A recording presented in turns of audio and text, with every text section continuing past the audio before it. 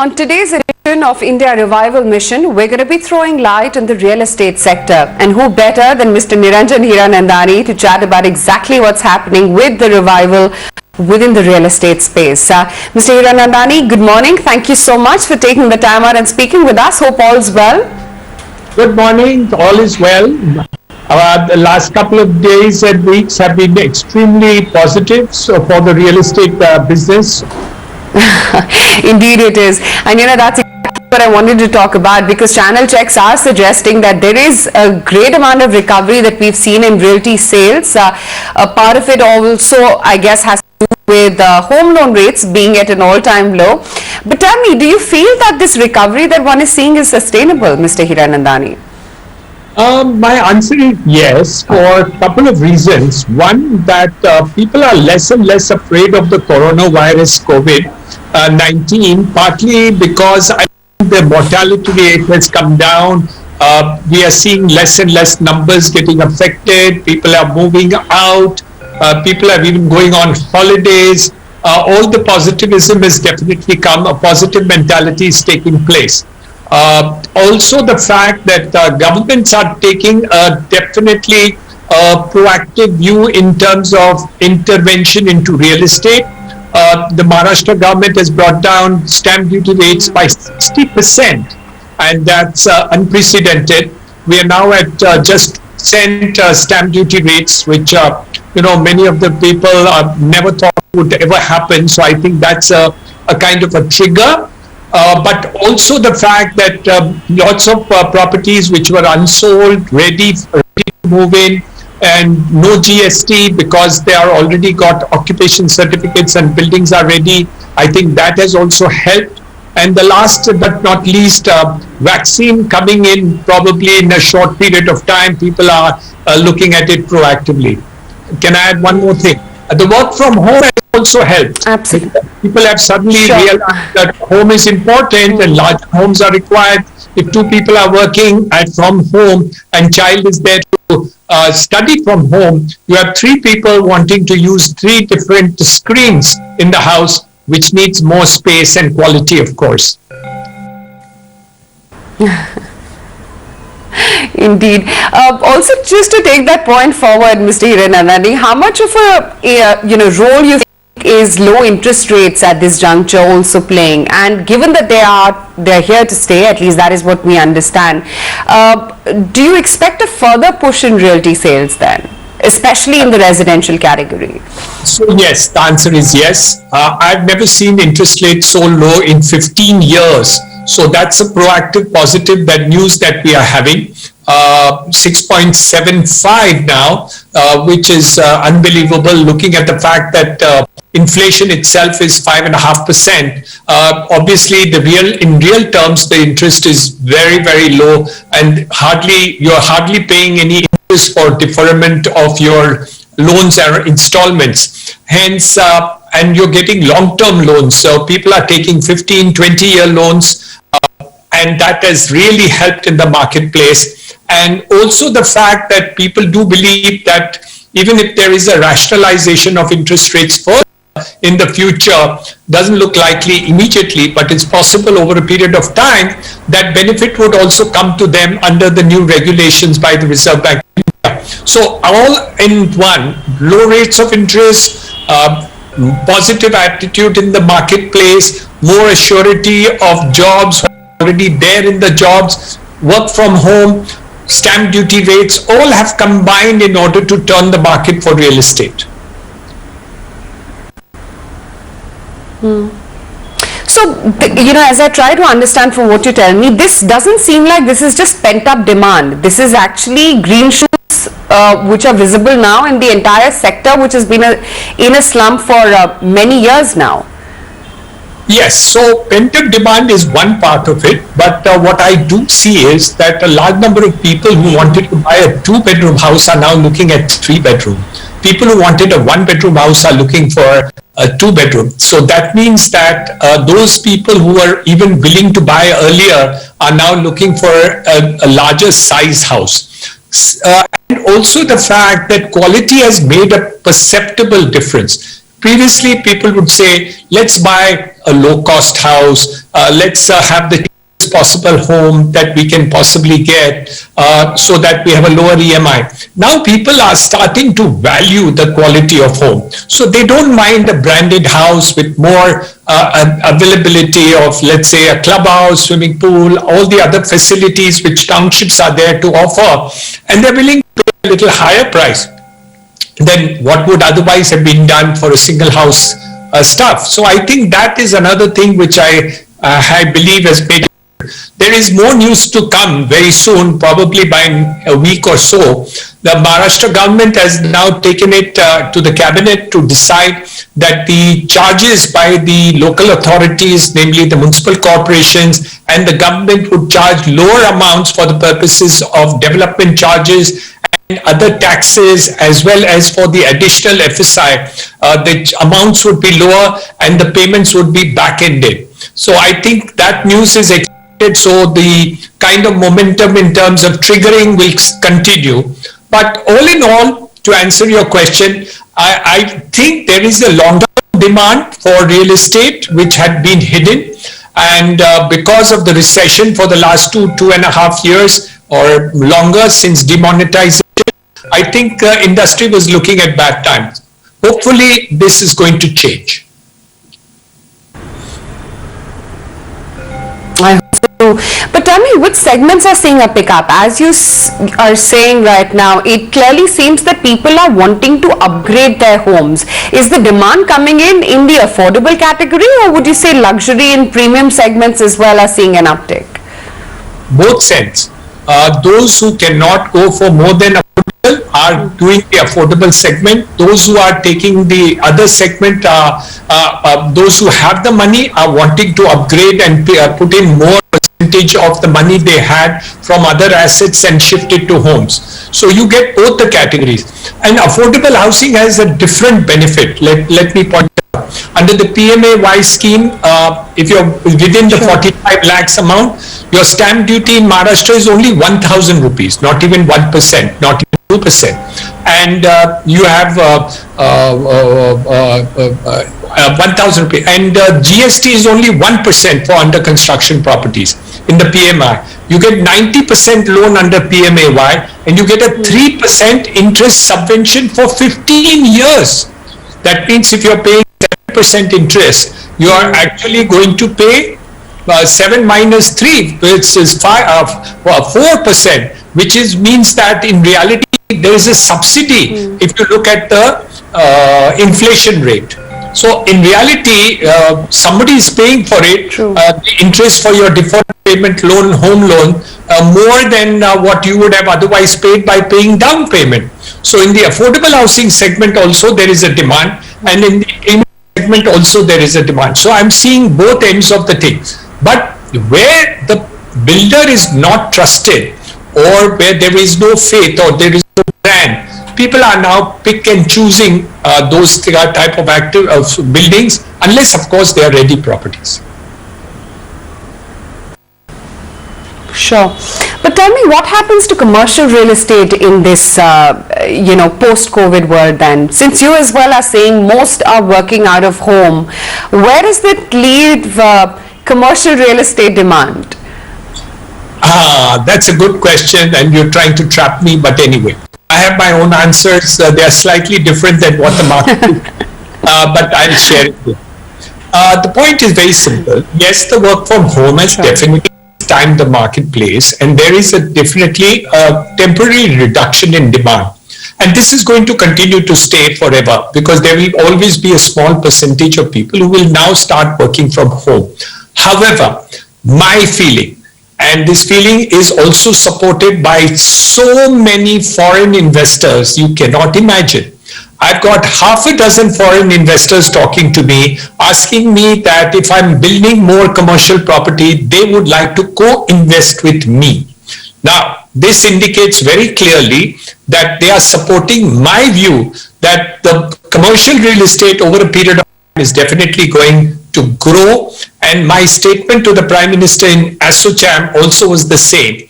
We look at 2021 December as a a positive 10% GDP growth with all the investment factors coming into the country, with huge investments going into infrastructure, all the other benefits coming out. End of 2021, you're going to see a positive GDP growth of 10%. If that happens, commercial demand will go up irrespective of the work from home, because the growth of commercial real estate is linked with GDP growth and demand from overseas investors like IT and other factors.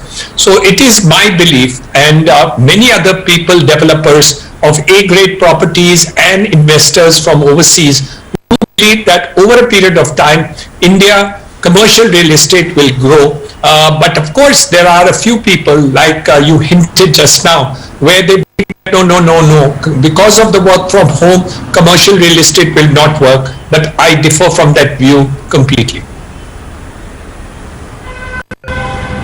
Okay. You earlier talked about developers. Now, if one were to look at the problems within the real estate sector in the last 1.5, 3 years, was that the sector was choked when it comes to liquidity. Has liquidity now been flowing into the sector? Have those trapped developers and builders managed to get the approvals from the banks and NBFCs? Yeah, that is a good question. And let me try to answer to the best of my ability. I do find that many developers have been assisted at both ends. Namely, those who had gone to NPA, NCLT have been able to access Swami funds for last mile funding, and those projects are also on the kickstart to happen. However, there are many developers still remaining who have not been able to get the funding, and we have represented through Narendra to the finance minister, through the Reserve Bank governor, that the amount of fund under Swami is limited to 25,000 crores and not enough for the economy. We need at least 1,25,000 crores. So we need an expansion of these type of funds. Of course, we don't need more money from the government. I have enough banks and financial institutions who are ready to set up funds analogous to the Swami fund in order to come into the market. Spoken to HDFC, ICICI and various other institutions, and they are not averse to putting it up at all. So I think there is a possibility of more funds coming up for last mile funding on that segment. On the segment which is doing well, the funding is now available and banks and financial institutions are ready. NBFCs still haven't moved into a big way into real estate back again. But over a period of time, as their finance also stabilize and improve, I think that lending also will come and start again as was there earlier. Sure. Let's talk about peripheries as well. Steel, cement prices, especially steel has seen a massive from the March levels. Does this also mean that there is going to be an obvious increase in inflation and thereby some pressure on the margins as well for the real estate sector? Oh, absolutely correct. I'm personally afraid about that, and I think Mr. Gadkari also mentioned it a couple of days back when he realized that the steel and cement prices are going up beyond reasonability, and I think that is wrong. While the demand has gone up, both of cement and steel, because the economy is again picking up, both in terms of infrastructure and housing, I do think that the prices have disproportionately higher and need to be rationalized also. I do hope that it will be done by increase in production capacity so that the prices become reasonable rather than intervention by government. I don't think it would be a good thing to do intervention by government, as has been suggested by many. More action in terms of increasing in supply, which will mean productivity increasing, efficiency increasing, delivery existing, demand increasing, and of course moving the economy faster, which is what I'm predicting. Okay, let's talk about retail as a segment now.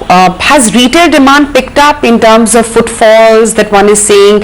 I know for sure that malls, ever since they opened up, one is seeing a massive pickup in footfalls. But what's been your observation on ground? Is it still very city specific as opposed to a broad-based category?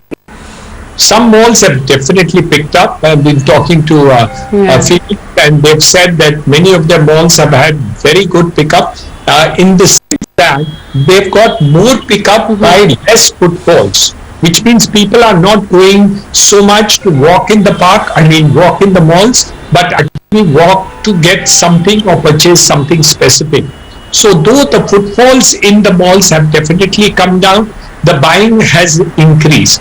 But we do still see a problem in terms of retail across the board. So if you see across the country, retail is still struggling a lot. Restaurants are still struggling a lot. And I think they do need support beyond normalcy. And I think something should be done for them, both in terms of hotels, restaurants, hospitality, aviation. All these sectors are suffering very, very, very badly.